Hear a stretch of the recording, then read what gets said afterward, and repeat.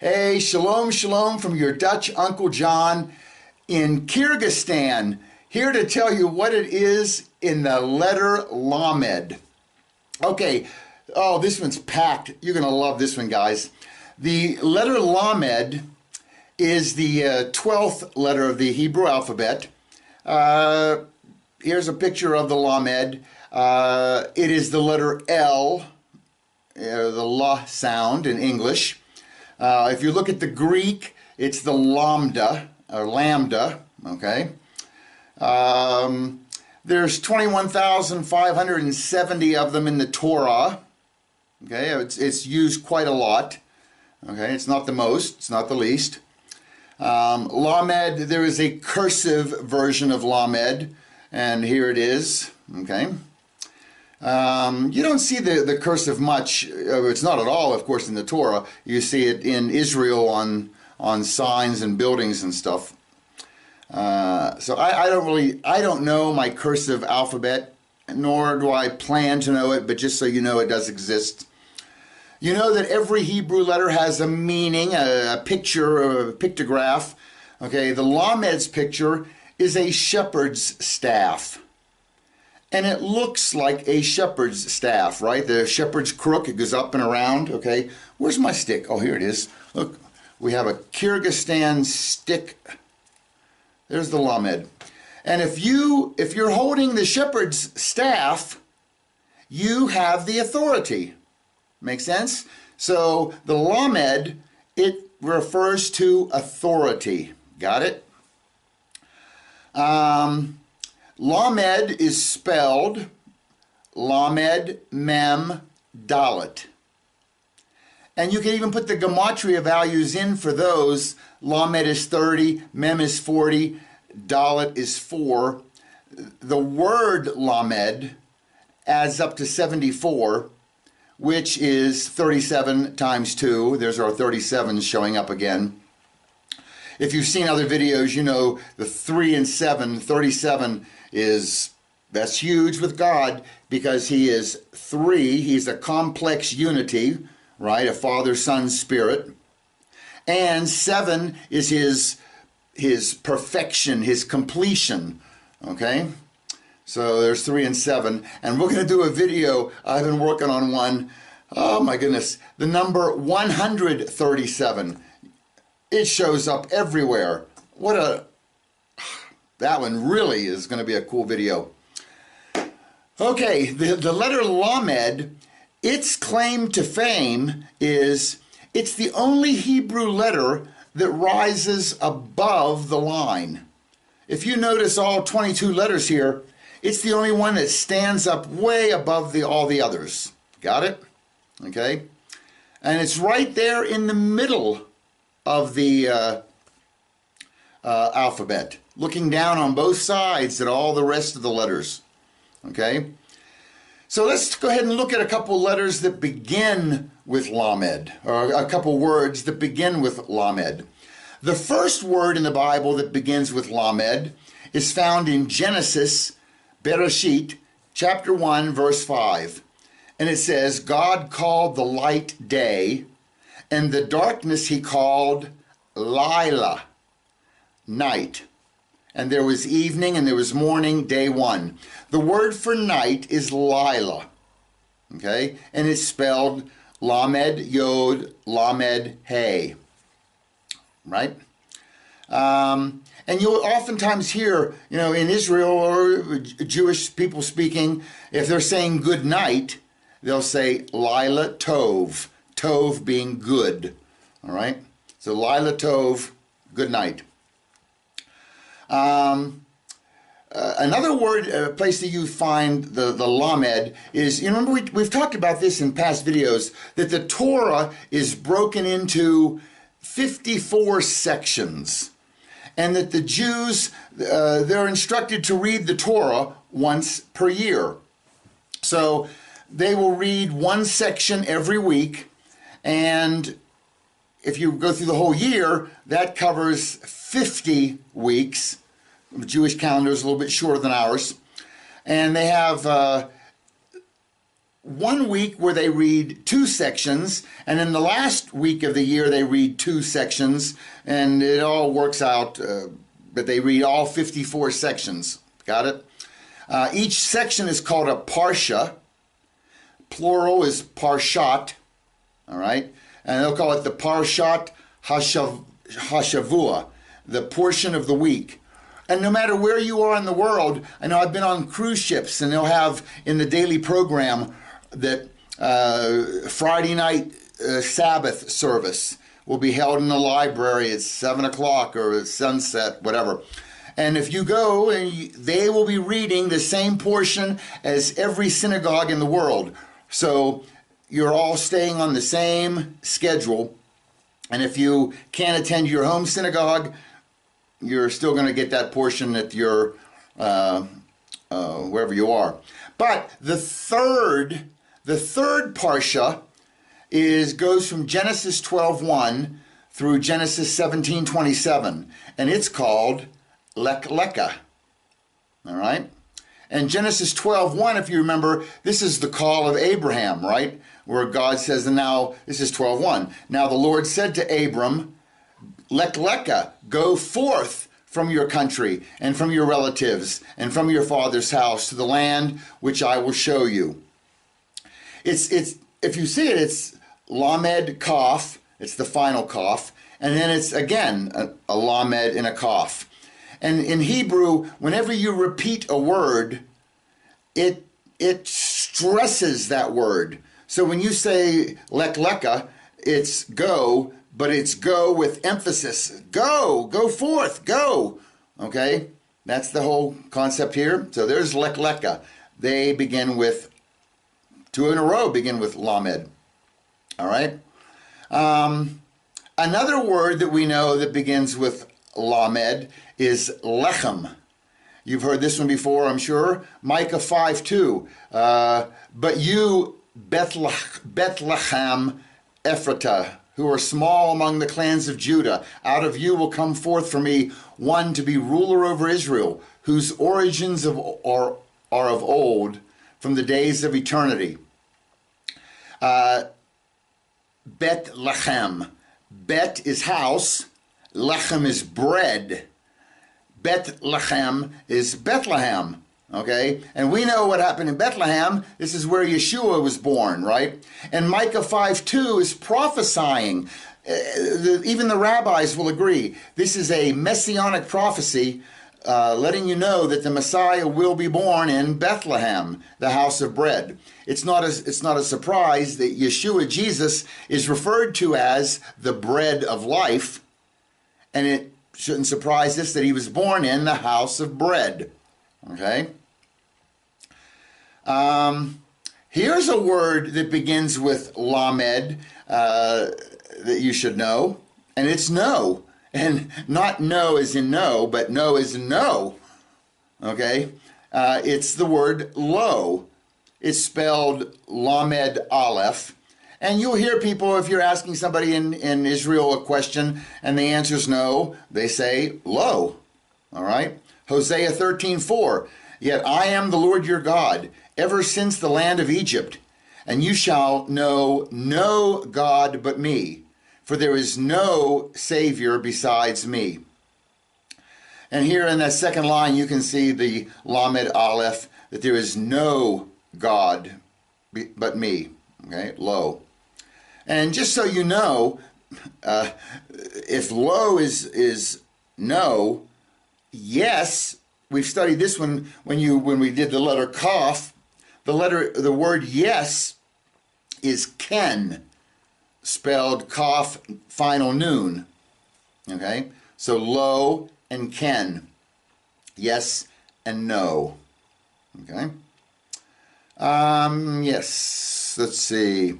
By the way, this word lo, that refers to no, is used by everyone to mean no. Okay? If my nephew asks me, Uncle, do you want a cupcake? I would say, Ken. That's right. This is a bad example because I would take the cupcake. How about this? If I would say to my nephew, hey, nephew, would you like half of a cupcake? and my nephew say, "Lo," okay, "No," to which I would answer, "Good, more for me." Okay, so lo is used universally by all to mean no. Now, we have the Ten Commandments, right? And in the Ten Commandments, we have God saying, "Thou shalt not," right? In fact, I think there's 11 "thou shalt nots" in the Ten Commandments. So when God says, "Thou shalt not," he's using that word lo, okay? "Thou shalt not murder." Lo, lo is no, "thou shalt not," and then it's teresach. Lo teresach. "Thou shalt not murder." "Thou shalt not commit adultery." Lo tanaf. "Thou shalt not steal." Lo, what's this one? Teganab. "Thou shalt not steal." So God can use lo when he's issuing a command for "thou shalt not." And as I said, here are the Ten Commandments. Here's the Deuteronomy 5 version. And there's 11 times throughout there you can see lo, lo, lo, lo. "Thou shalt not" appears 11 times in the Ten Commandments. Okay? By the way, 11 is, it has a meaning, and it kind of represents that something is just falling short, because 12 is God's perfect governmental number, right? There's 12 apostles, there's 12 sons, 12 tribes of Jacob. 12 is a governmental perfection number. 11 is falling short. And it's not surprising that the Ten Commandments has 11 "thou shalt nots," because if 11 represents failure and falling short there, you know, keeping the Ten Commandments fails to provide eternal life. We've covered this over and over. The law was not given so that we would keep it and go to heaven. The law was given so we would not keep it, and then it forces us to look for another way, and that is God's grace, his mercy, his forgiveness, right? So now, as I said, God can use lo in "thou shalt not." But as a mere mortal, I am not allowed to use lo, and the Jews don't use lo. If I'm telling you, if I tell my kid, "Thou shalt not," you shall not go out and play, you switch the lamed and the aleph into aleph lamed, and you say al. And that means no. But that's mere mortal speaking. Only God can use lo in the command sense of the word. Okay? So God would say, "Lo teretzach," "thou shalt not murder." I would say, "Al teretzach," "don't murder." Got it? So only God gets to use the lo in a command form. Same applies to all "thou shalt not commit adultery," or I'd say, "Don't commit adultery." Al tanaf. Don't steal. Al teganab. That's mere mortal speaking. Okay. Now, the lamed, if you put it in front of a word and as a prefix, it means to, the preposition to. Okay? You may have heard this one, l'chaim. Chaim was life. L'chaim is to life, right? That's the toast that they use. By the way, we've got our giant mug, and we have some lovely Kyrgyz Cola. It's obviously a knockoff on Coca-Cola. but we're going to try a bit of this and see how that is.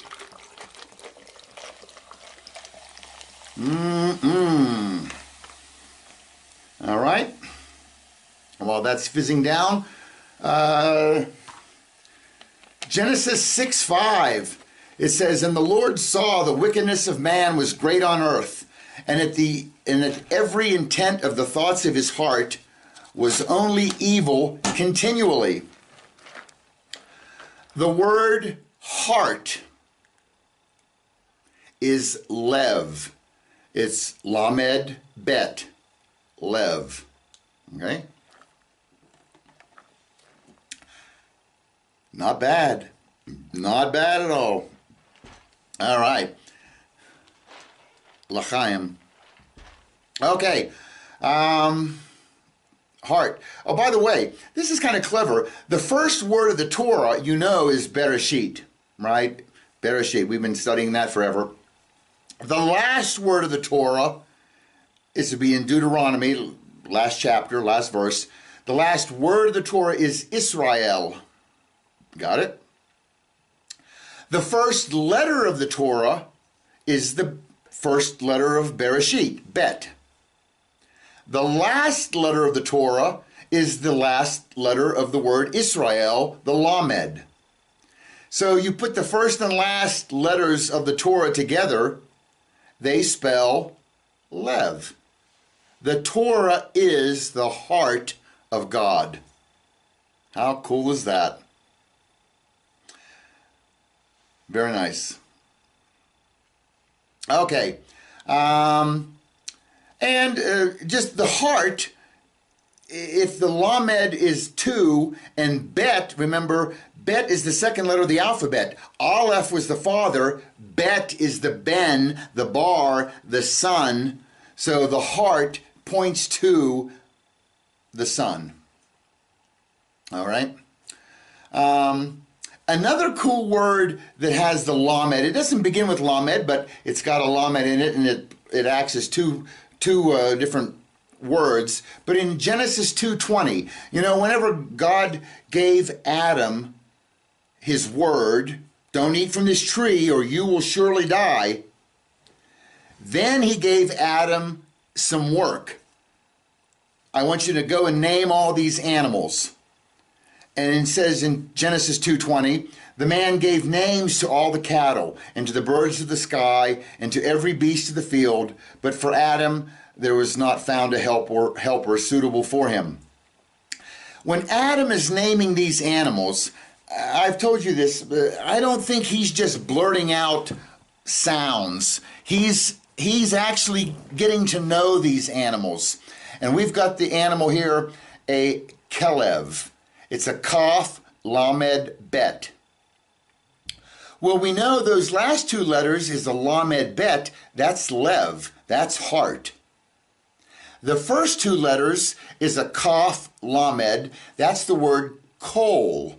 Kol means all.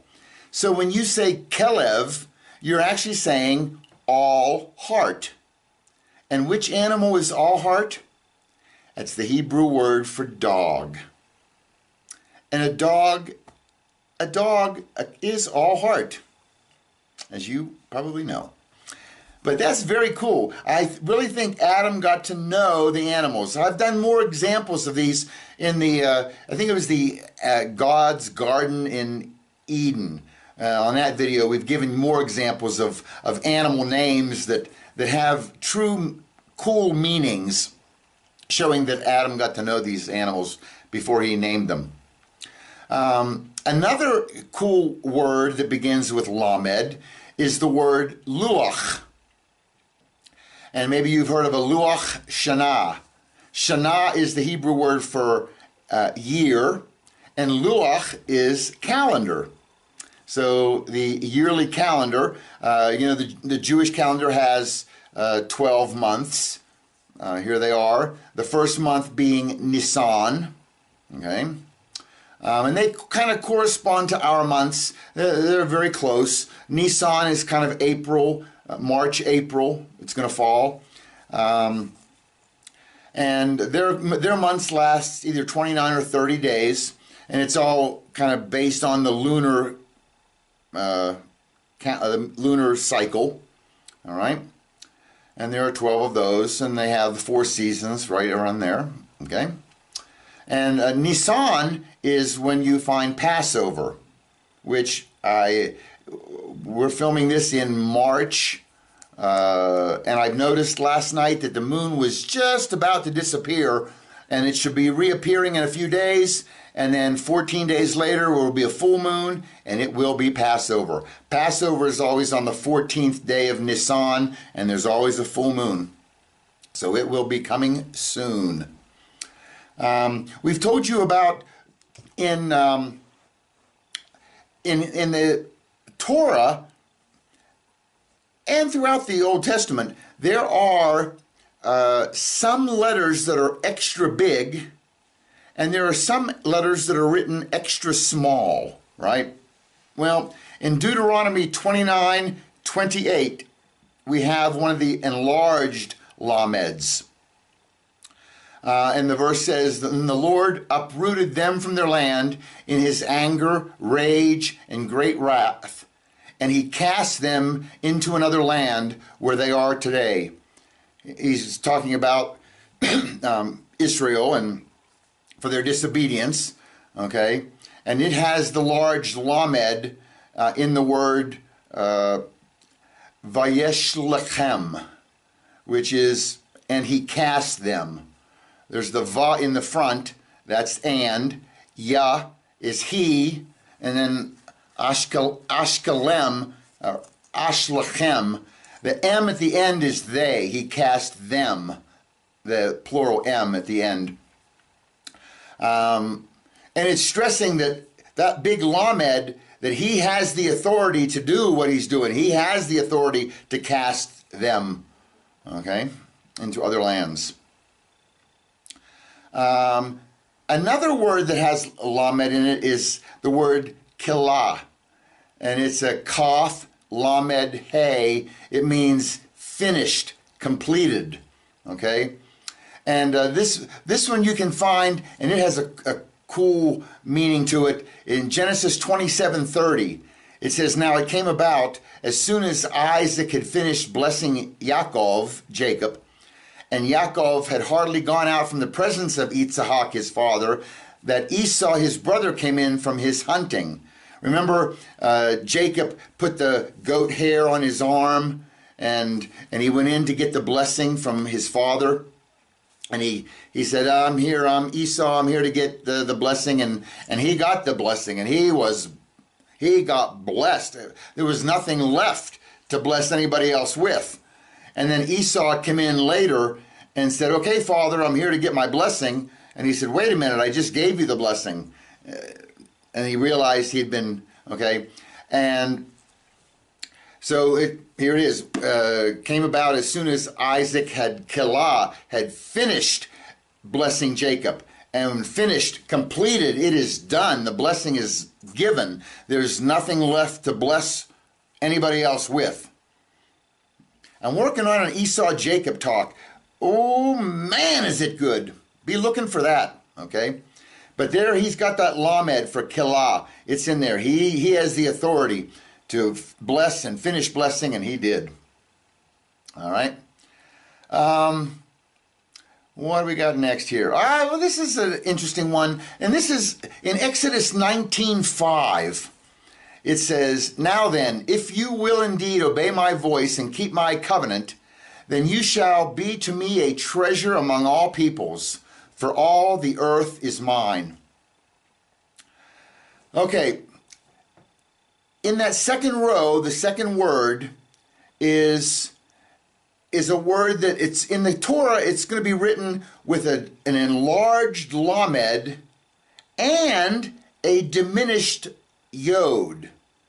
And what this refers to is where it says, "Then you shall be to me."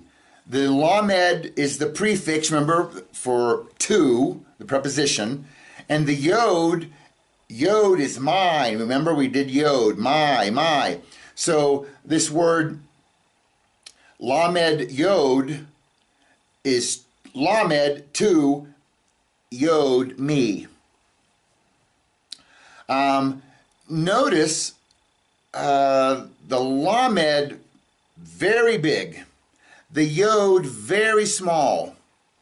It's pronounced Li, by the way, Li, okay?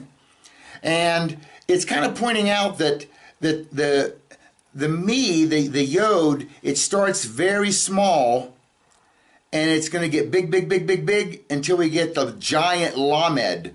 That giant Lamed, what word do we know that begins with a tiny little Yod and ends with a giant Lamed? It's the word Israel, okay? And that's who he's talking about here. That Israel starts out very small, right? God went to Abraham. Abraham, I am going to bless you, and your descendants are going to be more than we can ever count, right? It's more than the stars in the sky, or more than the sand. You won't be able to count them. It's not more than the stars, but you won't be able to count them like the stars in the sky or like the sand on the seashore, okay? But it's going to start out small and grow very big. All right. Okay, let's go to Ezekiel 37. We got some reading to do here. Starting in verse 22, it says, I will make them one nation in the land, on the mountains of Israel, and one king will rule over them. Then they will no longer be two nations, and they will never again be divided into two kingdoms. Remember, whenever David was king, he died, Solomon became king. When he died, the nation split into two nations. The northern one was called Israel, the southern one was called Judah. Some of the tribes, 10 of the tribes went up, and 2 of the tribes stayed down, and some mixed into both of them. Okay. So he's saying at some time in the future, there will no longer be two nations, right? And they won't be divided any longer. Verse 23, they will no longer defile themselves with their idols or detestable images or with any of their transgressions. I will save them from all their apostasies by which they sinned, and I will cleanse them. Then they will be my people, and I will be their God. Won't it be great someday when this happens? I can't wait. He's bringing them back to the land now, He's bringing them back. Okay, verse 24. My servant David will be king over them, and there will be one shepherd for all of them. They will follow my ordinances and keep and observe my statutes. Okay, verse 25. They will live in the land that I gave to my servant Jacob, where your fathers lived. They will live there forever with their children and grandchildren, and my servant David will be their prince forever. And I will make a covenant of peace with them, and it will be an everlasting covenant. I will establish them and multiply them, and I will set my sanctuary among them forever. My dwelling place will be with them, I will be their God, and they will be my people. Then the nations will know that I, the Lord, sanctify Israel, when my sanctuary is among them forever. The reason I read all this is, first of all, it's going to be incredible when it happens. I can't wait. But it talks about David being their king. My servant David will be king over them, and there will be one shepherd for all of them. When you talk about shepherd, there's the Lamed, right? It's the shepherd's staff, okay? And the word for king is Melech. And we're going to talk about that in a bit, but the Melech is Mem, Lamed, Kaf. It's that Lamed sitting in the center of the alphabet that sits way up above and looks at all. That's going to represent a king, okay? You'll see that in a moment here. Visually, the Lamed looks like a shepherd's crook. It looks, and it's no surprise where we get the letter L. It comes from the ancient Lamed, right? If you put these two letters together, Aleph, Lamed, Aleph we know is head of the ox, strength. Lamed is the shepherd's crook. The two together, Aleph, Lamed, spells El, which is God. It's his title. and it's the strong shepherd. Very nice. Okay, and the longer title of this is Elohim. Again, Aleph is strong, Lamed is shepherd, Hey is behold, a revelation. Something's gonna be revealed. Yod is a hand. Mem is water. So Elohim points out he's the strong shepherd who reveals his hand on the waters. This is his power title. This is, in the beginning, God created the heavens and the earth. Bereshit bara Elohim. Power title.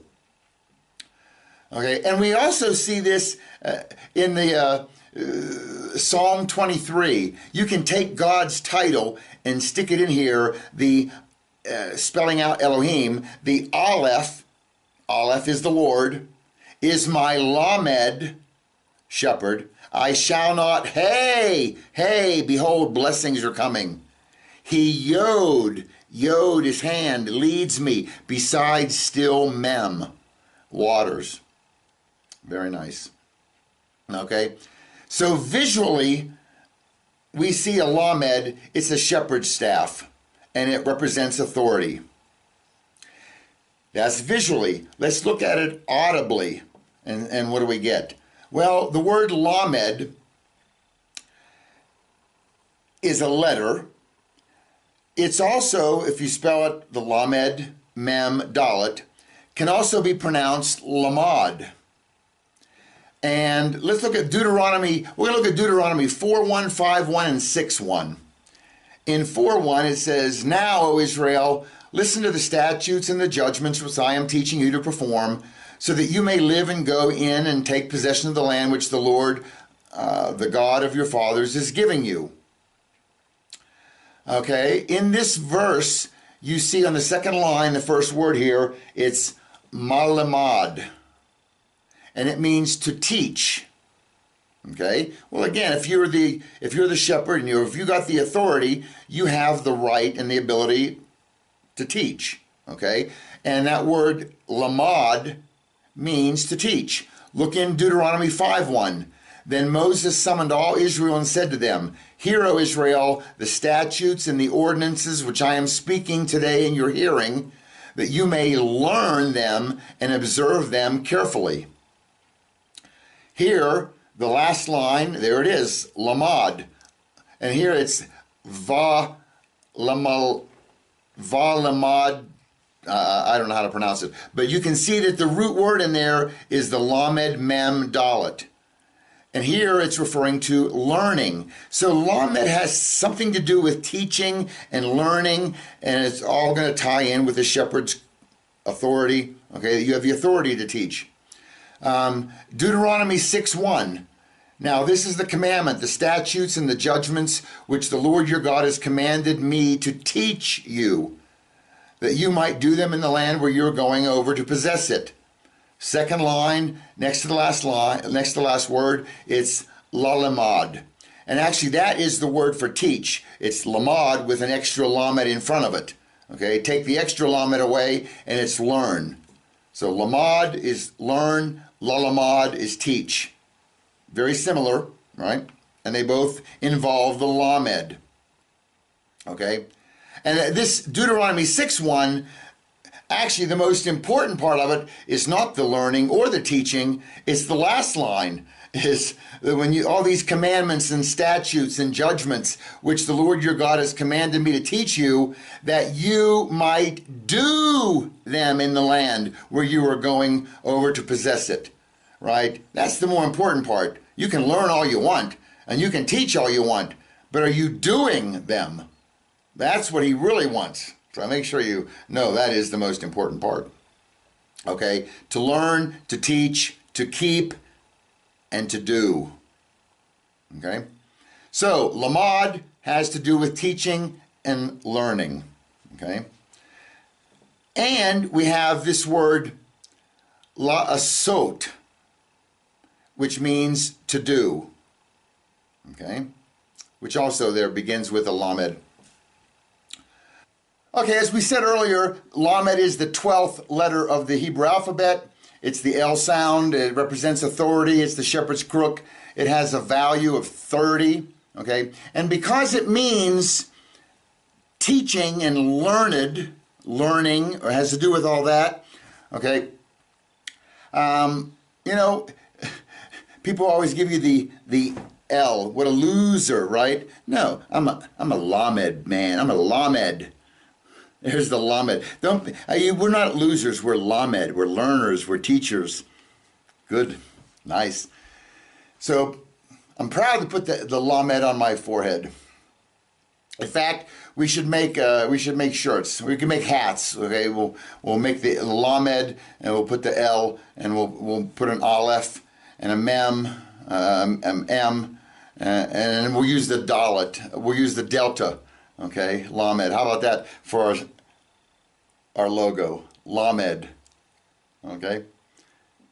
Yeah, we'll have it on hats. Where's my staff? Have these printed up, please, and we'll start selling them. Okay. Now the gematria we said was 30. Okay. And it's the 12th letter. Now, because it has to do with authority, notice in the Bible, for example, Genesis 41:46. It says, now Joseph was 30 years old when he stood before Pharaoh, king of Egypt. Isn't it interesting that Joseph, remember, was sold into slavery into Egypt, right? And he gets thrown into prison. He interprets Pharaoh's dreams, and all of a sudden he raises up to number 2 in all of Egypt. He's got the authority. And when did it start? When he was 30 years old. Not surprising. Okay? 30, Lamed, authority. They tie together. Okay? In Numbers 4, verses 1, 2, and 3, the Lord said to Moses and Aaron, take a census of the Kohathites among the Levites by their clan and families, men from 30 to 50 years old, everyone who is qualified to serve in the work at the tent of meeting. Tent of meeting being the tabernacle, right? Or the Mishkan. But notice you cannot work in the Mishkan. This was even they give the instructions on whenever they moved throughout the wilderness and they had to tear all the tents down, the tabernacle and and move them to where the new location. You were not qualified. You did not have the authority to do that until you were 30 years old. So no one under that was allowed to tear it down, carry it. Okay, that's when you got the authority, 30 years old. 1 Samuel 13:1, it says Saul was 30 years old when he began to reign, and he reigned 42 years over Israel. Again, 30. 2 Samuel 5:4, it says David was 30 years old when he began to reign, and he reigned for 40 years. Luke, New Testament, the Brit Hadashah, it says Luke 3:23, when he began his ministry, Jesus himself was about 30 years of age, being, as was supposed, the son of Joseph, the son of Eli. And even in today, you cannot become a rabbi until you're 30 years old. That's when you get the authority. Got it? So it's really tied in with this Lamed and the authority. And that's the gematria value is 30. The ordinate value is 12. What's the ordinate value? Ordinate value is just where in the alphabet does the Lamed show up? And the Lamed is the 12th letter of the alphabet, right? Where have we seen 12 and having to do with authority? Well, Luke 2, verse 42, it says, and when he, Yeshua Jesus, became 12, they, his family, went up there according to the custom of the feast. Then, after 3 days, they found him in the temple, sitting in the midst of the teachers, both listening to them and asking them questions. And all who heard him were amazed at his understanding and his answers. Remember, Joseph and Mary went up to Jerusalem to celebrate Passover, and now they're heading back home, and hey, where's Jesus? And they couldn't find him. They had to go back to Jerusalem, and they found him in the temple, and he was discussing and debating the doctors and the learned men in the temple. And how old was Jesus? 12 years old. You see, that's when he had the authority. 12, got it? Mark 3, verses 14 and 15. It says, and he, Yeshua, appointed 12 so that they would be with him and that he could send them out to preach and to have authority to cast out demons. He appointed 12. 12 has to do with authority. Nice? Yes, it's nice. Of course it is. Okay, now look alphabetically or alphabetically at the letter Lamed. We told you it sits right there in the middle of the letter of the alphabet. It's the highest, tallest letter. It's way above all the others. Okay. Look at Jeremiah 30, verse 9. It says, instead, they will serve the Lord their God and David their king, whom I will raise up for them. Well, there's the second line. You see David, Dalet, Vav, Dalet. And then you see their king. It's a mem, lamed, kaf, and then the mem on the end is the plural for, or the possessive for there. But that word for king is melech, and mem, lamed, kaf. You see, here's the alphabet up close. There's the lamed sitting above the line. And notice the letters on either side of it. You have the kaf, lamed, mem. If you read it backwards, it's mem, lamed, kaf, melech. Melech is king. Very clever that the king sits right in the center of the alphabet with his scepter, with his staff of power. Okay, right in the middle. You've probably heard this word melech before. In fact, in Genesis 14:8, it gives the example. Okay, then Melchizedek, king of Salem, brought out bread and wine, and he was the priest of the Most High God. Melchizedek. Melech, the first word is melech, that's king, with a yod on the end. What happens with a yod on the end? My king, right? And then the next word is tzedak. Tzedak is righteous. So Melchizedek is my king is righteous. Got it? We've always heard about Melchizedek. A lot of us pronounce it, right? Melchizedek. It's my king. Okay. By the way, Melchizedek is not the guy's name. Melchizedek is his title. Got it? And whenever remember Abraham went to Melchizedek and gave him 10%, and they had bread and wine, and that's a picture of communion, bread and wine, right? The body and blood of Yeshua. But when he went to this Melchizedek and gave him the 10%, when that Melchizedek died, there was a new Melchizedek. And it's the title that passed. It wasn't the guy's name, okay? In fact, the final Melchizedek will be Yeshua Jesus, all right? So Melech means king.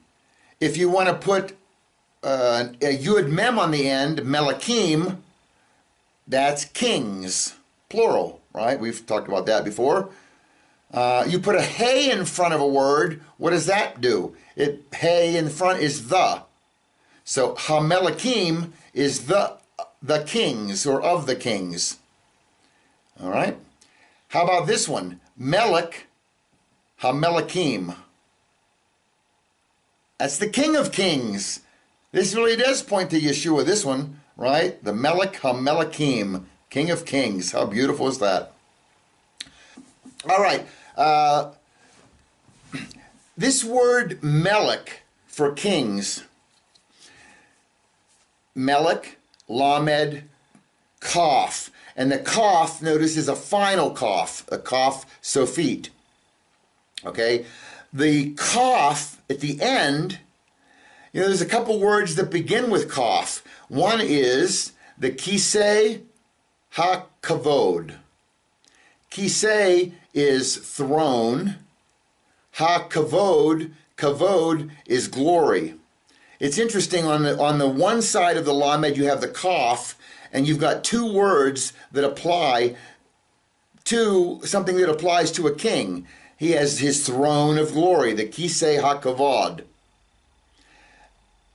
And on the first side, where the mem is, you have the word malkut, which is kingdom. And you know what the King of Kings, what are two important things? What are any king? What are important to any king? His throne and his kingdom. And in the word Melech, you have the lamed, that's the king, right there in the center, and you have on either side of the two letters on either side, one pointing to his throne, one pointing to his kingdom. All right? It's kind of funny also, the Melech Lamed Kaf. Mem is the letter M, Lamed is an L, and Kaf is the letter K. So in the word Melech, if you transliterated them to English, it's MLK, which is kind of interesting because in every city in America, you have an MLK Boulevard. And what is MLK? It's Martin Luther King. And Melech is MLK, and it stands for the word king, and Melech is king. And MLK is Martin Luther King. Very clever. Every time I'm driving through Houston, if I'm driving along, because it doesn't write out Martin Luther King Boulevard, it has MLK. And I look at it and just read Melech, King. It's King Boulevard. Very nice. If you take the Hebrew alphabet, and let's divide it up. Let's take the first 9 letters on one side and the last 9 letters on the other side, and that would leave 4 letters in the middle. Got it? All right. Well, those 4 letters in the middle would be Melechi. Melech is king, and you put the yod on the end. It's my king. That's nice. It says my king right there in the center. All right. Let's go ahead and add up all the gematria values from the first side, the first 9 letters, and that adds up to 45. Let's add up the gematria of the 9 letters on the back side, and we get 1,350. Got it? And we have that lamed right in the center, and we know lamed is 30, right? And if you multiply 30 times 45, you get 1,350. That lamed sort of ties the first 9 letters to the last 9 letters of the Hebrew alphabet. What next we got? Where we see Melech, a very cool place, is in John chapter 19, starting in verse 19. It says, Pilate also wrote an inscription and put it on the cross. It was written, Jesus the Nazarene and King of the Jews. Therefore, many of the Jews read this inscription, for the place where Jesus was crucified was near the city, and it was written in Hebrew, Latin, and in Greek. In verse 21, so the chief priests of the Jews were saying to Pilate, do not write the King of the Jews, but that he said, I am King of the Jews. Pilate answered, what I have written, I have written. So remember, Pilate put this sign and nailed it to the cross up above Jesus' head, and it said, Jesus the Nazarene and King of the Jews. And he wrote it in 3 languages, Hebrew, Latin, and Greek. The last one here is Greek. I don't know anything about it. It's all Greek to me. I don't know anything about Greek. All right. The Latin, though, you have, look at the Latin. You have, this is the middle line, Eusus. Well, that's Jesus. All right. Then you have in the Latin, Nazarenus, which is the Nazarene. Rex, Rex is king in Latin. And Iudium is of the Jews. All right? And a lot of times you've been in museums around the world, you'll see lots of paintings. Here's one by Raphael called Monde Crucifixion, painted in 1503. Here's a picture of Jesus on the cross, and above you have this sign that says INRI. What is INRI? There's the Latin Iusus Nazarenus Rex Iudium. It's the initials for that, okay? You see it in museums and in paintings of the Passion all over the world. You see this sign above, okay? It's a real shame that's what we see. Here's why. Because if you look at this in the Hebrew it says Yeshua, Hanatzari, Vamelech,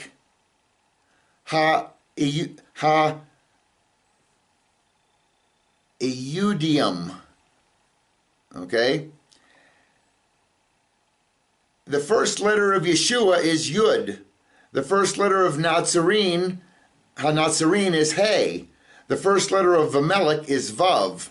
The first letter of Ha'Iudium is Hey.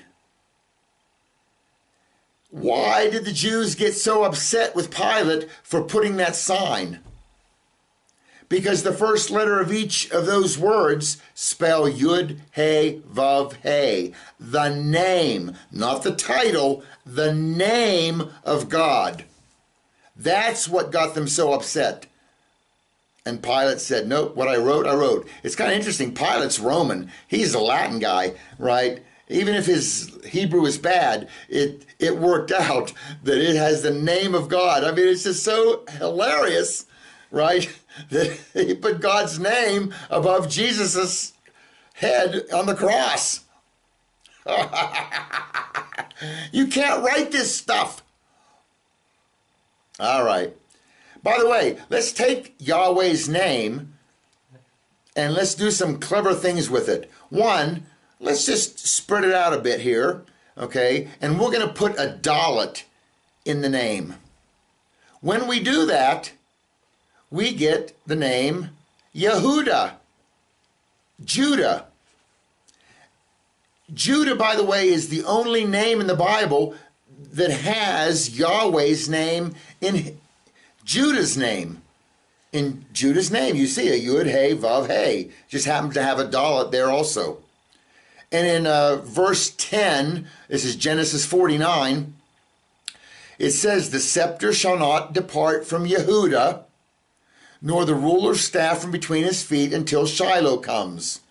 And to him shall be the obedience of the peoples. Okay? So Judah's name is actually Yahweh's name with a dalet stuck in on the fourth letter.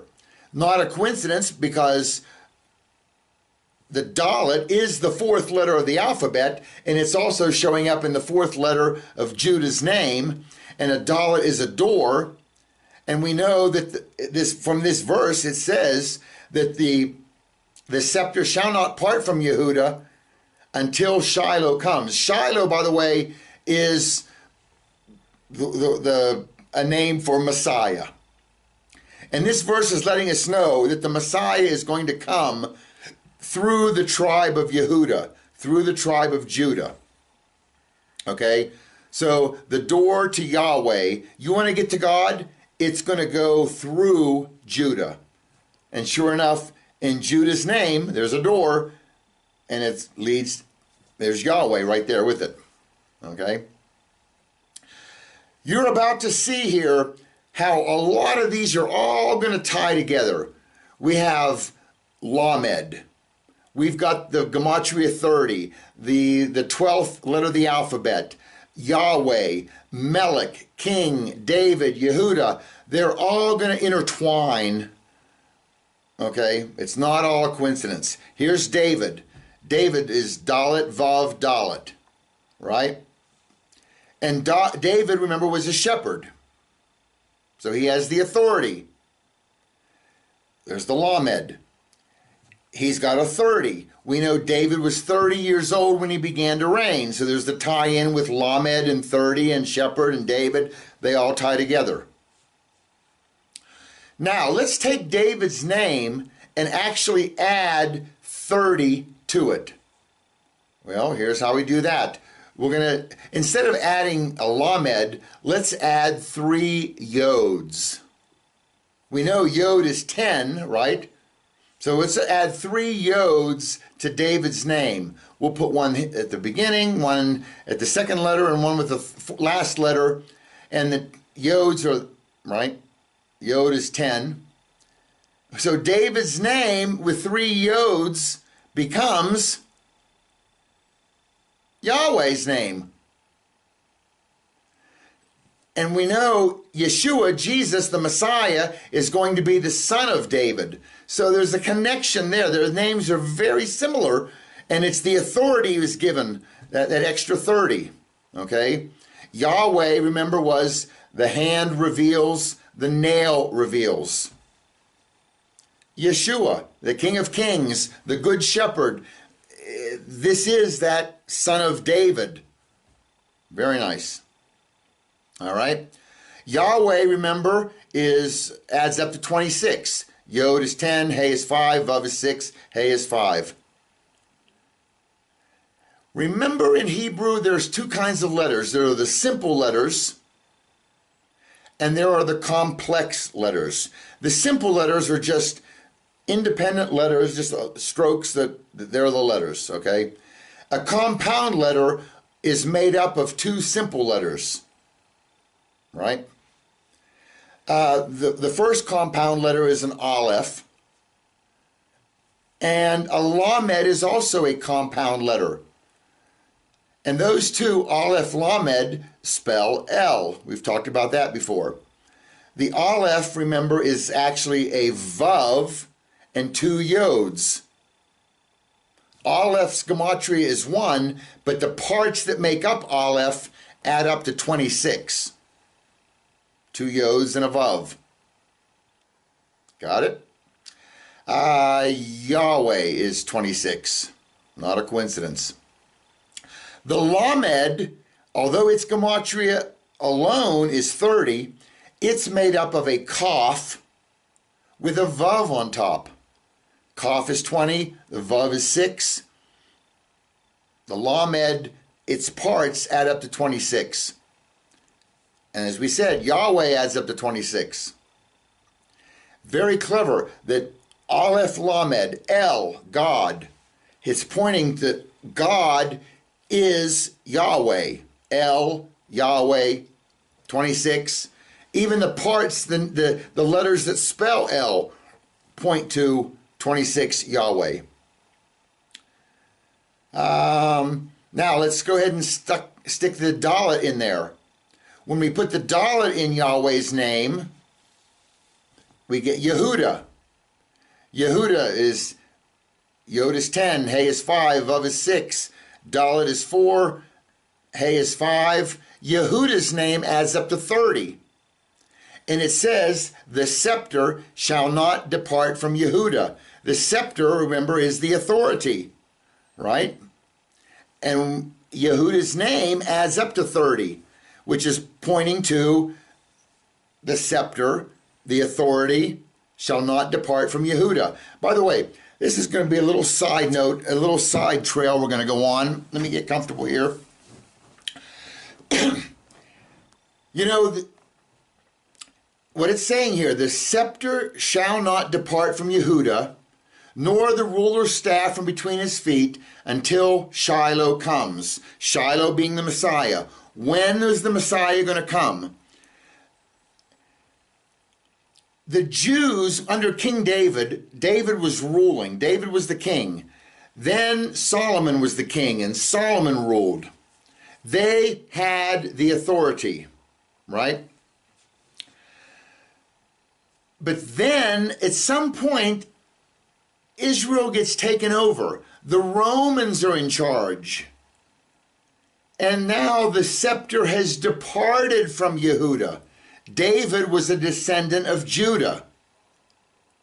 And the scepter passed from Judah. It's no longer, they're no longer being ruled by David or by Solomon. It's passed on to the Romans. The Jews don't have the authority. In fact, when they wanted rid of Jesus, they couldn't just take Jesus. The Jews couldn't take Jesus and kill him. Why? Because they didn't have the authority. The scepter had departed from Judah. The ruler's staff had departed from between his feet.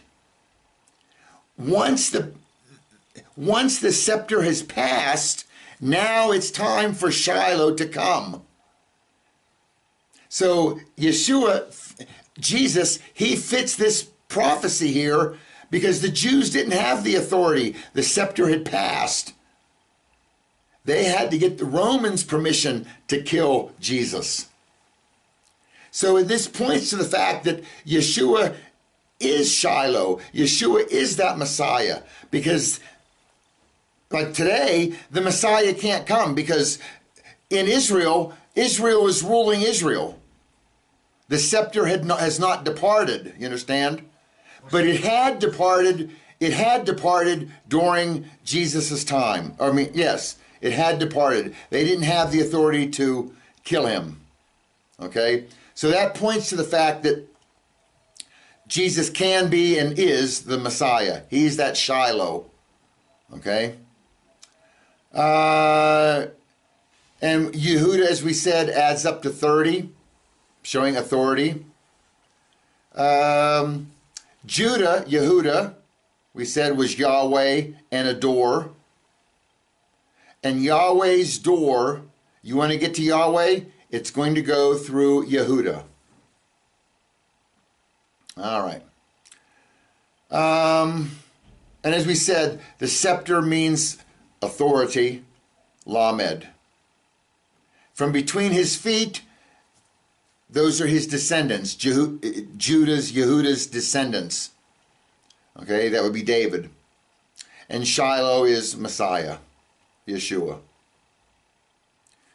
And it lets you know that also that Dalet in Yehuda's name, that Dalet can represent David. And it's through David, through that Dalet, will come Yeshua, who is also Yahweh. Okay, so in the alphabet we see Melech, King, 30. It all kind of ties together. All right, let's spend a minute here looking at some names of people that begin with Lamed. One of the early ones is Genesis 5:31, is Lamech. Although Lamech lived a total of 777 years, and then he died. Lamech, remember, was the father of Noah. And Lamech's, his age when he died, 777, is this equal to 3 times 7 times 37. Not a coincidence, Lamech. All right. Who else? Genesis 19:1. It says, now the two angels came to Sodom in the evening, and Lot was sitting in the gate of Sodom. And Lot saw them, and he rose to meet them, and he bowed himself with his face toward the ground. Lot, this is Abraham's nephew, begins with a Lamed. Genesis 29:23. And it came to pass in the evening that he took Leah his daughter and brought her to him, and he went in unto her. Leah, remember Jacob was in love with Rachel, and Rachel's father Laban did a little switcheroo, and Jacob, he's planning on getting Rachel on his wedding night, and Rachel doesn't show up. Laban sends Leah, the older daughter, and Jacob, how he doesn't know this, I guess it was a dark tent, but he sent in Leah instead. All right. And then he had to work another 7 years till he got Rachel. But Jacob's first wife, Leah, begins with a Lamed. By the way, you'll notice that the matriarchs, there are 4 of them, Sarah, Rebecca, Leah, and Rachel. Together they have 13 letters in their name, for whatever that's worth. Okay. And the patriarchs, Abraham, Isaac, and Jacob, they also have 13 letters in their name, and together adding up to 26. The matriarchs and patriarchs, not a coincidence, 26. Levi begins with a Lamed. Exodus 6:16. These are the names of the sons of Levi according to their generations: Gershon and Kohath and Merari. And the length of Levi's life was 137 years. So Levi is the third son of Jacob. He's the priestly line, comes through Levi. Okay, and notice he's 137 when he died. I told you there's 137s are going to pop up everywhere. That 137. There's one God in 3 persons, and you have God's perfection tied in there. Who else we got here? We've got Laban. We talked about Laban. This is Rachel and Leah's father. There's also Jacob's uncle, Laban. Laban, by the way, is his name is a color. He's the only person in the Bible named after a color, and the color is white. You wonder, Laban, he was a kind of a sneaky guy, and he was pulling a lot of twists and turns all through. And why would his name be white? We'll cover that in another video, but it's very cool, the answer. Proverbs 31:1. It says, the words of King Lemuel, the oracle which his mother taught him. Okay, Lemuel. Who's King Lemuel? The Proverbs I thought were written by King Solomon, right? But then all of a sudden, Proverbs 31, you've got this King Lemuel writing it. Okay, well, here it is. King Lemuel is King Solomon. All right, how do I know that? Well, look here. Look at their names. Here's Lemuel's name. Lemuel begins and ends with a Lamed. I see that, okay? And has a Mem, Vav, Aleph in the center. Solomon's name is Shin, Lamed, Mem, Vav. And his name is not pronounced Solomon in Hebrew. Okay? His name is pronounced Shlomo. And there's a lot of Jewish men in Israel and in the world named Shlomo. That's Hebrew for Solomon. All right? So, let's take King Solomon's name, Shlomo, and let's start moving it over and moving it over. You notice that there's a repetition there. There's a Lamed Mem Vav, Lamed Mem Vav in both of their names. And I can see the mother of Shlomo saying Shlomoel. It's like hey little Shlomo El, Shlomo of God, Shlomo of El. You understand? And it just became Shlomoel, and then you drop the shin out front, and you have Lemuel. It's a mother's kind of nickname for her baby, who's probably no longer a baby when he's writing this. Okay, so Lemuel begins and ends with a Lamed. Here's one. How about this one? Isaiah 14:12. It says, how art thou fallen from heaven, O Lucifer, son of the dawn? How art thou cut down to the ground, which didst weaken the nations? Okay, Lucifer, does that begin with a Lamed? Well, look at it in the Hebrew. I have it in the first line. It's got 2 Lameds in it. There it is. It's in the Hebrew, it's Hillel. It's a Hey, Yod, Lamed, Lamed. And in the Hebrew, verse 12, it says, in the actual literal translation, it's how you have fallen from heaven, O shining one, son of the dawn. O shining one is Hillel. When it got transferred to Latin, if something is shining, it's got light. Light in Latin is luz. Lucifer is a Latin name. This is a horrible translation to call him Lucifer, because his name is not Lucifer. That's a Latin creation. His name was Hillel, and that means, O shining one in Hebrew. All right? So there is no Lucifer. That's just the Latin translation of this name.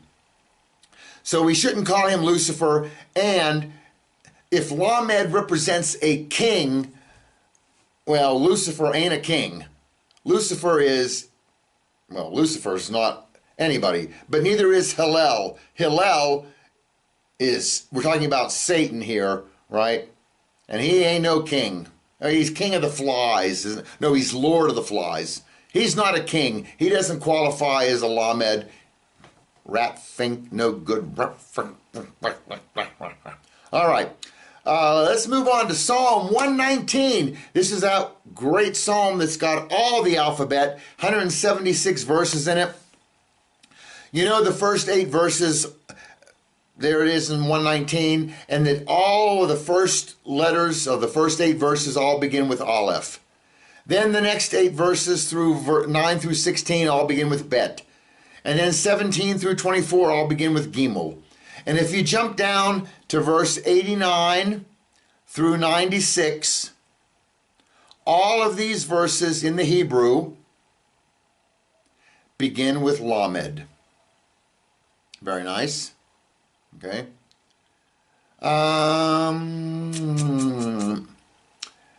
Genesis 10:10. Here's a word with Lamed, is Babel. The beginning of his kingdom was Babel, and Erech and Akkad and Calneh in the land of Shinar. Here we're talking about, what was it, Nimrod, right? Nimrod was the mighty hunter. And he's the one who said, let us make bricks and build a tower and make a name for ourselves, okay? And the Tower of Babel. And they're creating this tower that goes up, up, up to heaven, and God realizes the foolishness of this, and he comes down and he separates their languages, and they're all speaking different languages and they can't communicate, and they finally give up on this fool's errand of trying to build a tower to the heavens. Okay, but the word Babel is Bet Lamed, and Bet is a house. Bet is a house. Lamed, we said, was the authority. Lamed also has to do with speech, language, which we're going to see in a moment. But here you have the speech, the Lamed, going to different houses. Okay? So each house gets their own kind of speech, their own language. And that's kind of the picture there for Babel, right? And they're all talking to each other in different languages. It all sounds like babbling, all right?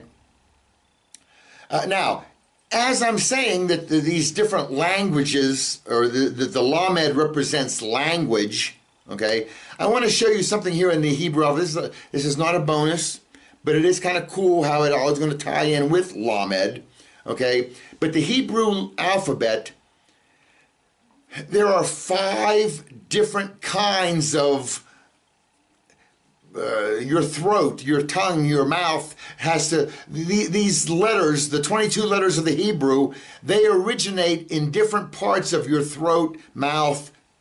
Got it? Okay, the first group are the gutturals. Okay, and these start deep down in your throat. Which letters start down here? Well, say them and feel in your mouth where they start. The Aleph. It's down here, Aleph, right? The letter Hey comes from deep down. Those two right there. My goodness, Aleph, that's God. Yes, I can see him coming from deep down. And Hey is that the blessing, the That's that one special one. It's coming from deep down inside. Hey, right? The het starts way back here. The ayin starts back deep down, okay? Then you have the palatals. These are the ones that are formed on your palate, okay? You have the letter, no, watch your mouth, watch where it goes, or feel it. When you say gimel, g, it's in the back of your mouth. Yod starts in the back of your mouth. Kaf. It's almost as if the back of your mouth, it goes up and touches the top of your mouth. The letter Kuf starts way in the back. Then you have the linguals. The linguals are the ones used with your tongue, okay? The dalet. Your tongue has to press up in the back of or the front of your top of your mouth, the back of your teeth to make a dalet. A tet. The lamed, the noon, the tav. Notice where your tongue goes. The tongue is used to pronounce those 5 letters. Then you have the dentals. The dentals are the zayin. Notice your teeth are going to touch together. The zayin, the samek, the shin, the resh, and the tzadi. You can't say these without your teeth touching. And then final, you have the labials, which are your lips are involved, right? The bet, the vav, the mem, and the pay. You hear? So there's 5 different places, and they start way in the bottom, and they work their way to the front, right? Until you get to the lips. Very clever. Notice, if you take the first guttural and the final labial and the middle lingual, it does spell Aleph. Which God, that's Aleph's, right? That's God. He's at the beginning and he's in the middle and he's at the end. He's involved in all the alphabet, right? Very nice there. And this lamed is right smack dab in the center of all of it, okay? And this lamed, it represents, look here, in Proverbs 18:21, it says, death and life are in the power of the tongue, and those who love it will eat its fruit. Okay, the word for tongue is, in Hebrew, is lashon. It begins with a lamed. Okay, and in fact, Hebrew is known as the Lashon HaKodesh, the holy tongue. A foreign tongue. Tongue represents language, right? Hebrew, by the way, is Ivrit. That's how you say Hebrew in Hebrew, Ivrit.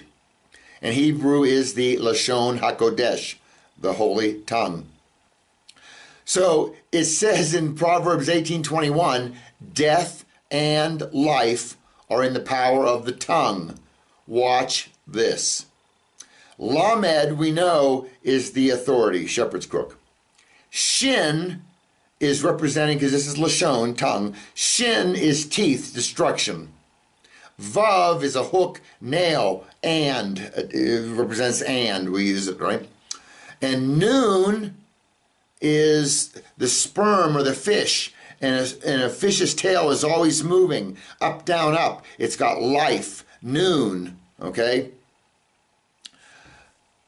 So, Lashon is made up of these 4 letters. Let's read the verse again. What did it say? It said, death. Well, the shin represents destruction, death.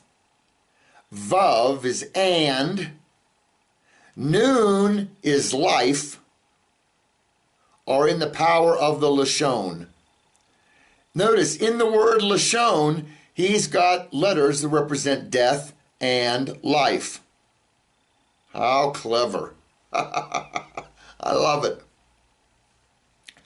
Psalm 150, verse 1. It says, praise the Lord, praise God in his sanctuary, praise him in his mighty expanse.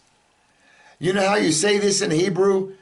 That praise is hallelu, hallelu, hallelujah, hallelu el. You hear it? Halal, halal, halal. There's a double L. Your tongue is moving to praise.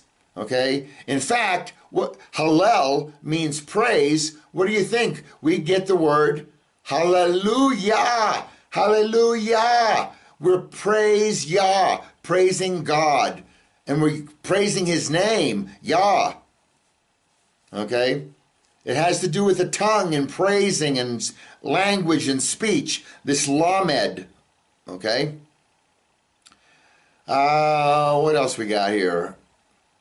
You know what? We got nothing else. But we do have a bonus. And we're going to show you the bonus starting now. Back in Psalm 119, we told you that all those verses began with a lamed. So let's go back, and we said lamed has to do with what? Learning and teaching. So look, here are the verses. In verse 89, it talks about the word. Well, yes, we should learn the word. And in verse 90, it talks about his faithfulness. We should learn about God's faithfulness. 91, we should learn his ordinances. 92, we should learn his law. 93 and 94, we should learn his precepts. 95, we should learn his testimonies.